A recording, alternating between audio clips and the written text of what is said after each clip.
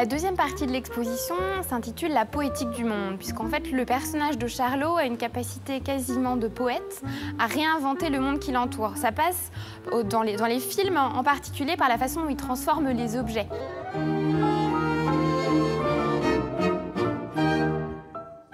Pour lui, un être humain, un objet, un animal, tout ça c'est un petit peu la même chose et il va un peu les instrumentaliser ou au contraire humaniser les objets. Ici on a un exemple d'un procédé similaire dans l'œuvre des surréalistes. Ce téléphone de Dali, qui vient de Minneapolis, montre une de ces façons de métamorphoser les objets en rassemblant des formes qui apparemment n'ont rien à voir. C'est un téléphone qu'il appelle le téléphone aphrodisiaque.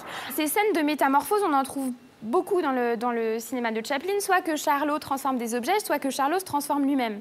Et une des scènes les plus connues, c'est dans La Ruée vers l'or, le film de 1925, quand Charlot est prospecteur d'or, il se retrouve bloqué par une tempête de neige, et le camarade avec lequel il est bloqué dans la cabane commence à délirer, il a tellement faim, et il imagine que Charlot devient un gros poulet, parce qu'il aimerait bien le manger. Et cette scène, elle va notamment frapper beaucoup les surréalistes qui en parlent, comme un de leurs films de référence. On va le retrouver chez Prévert, chez Calder, chez Cocteau, et on le retrouve aussi chez Chagall, qui est un fan de Chaplin, il le dit, il l'explique dans les années 20, que c'est l'artiste du siècle dont il se sent le plus proche. Et on voit qu'il connaît très très bien son cinéma dans cette œuvre, c'est un dessin de 1929, donc on voit vraiment à quel point finalement l'esprit de leurs œuvres est proche.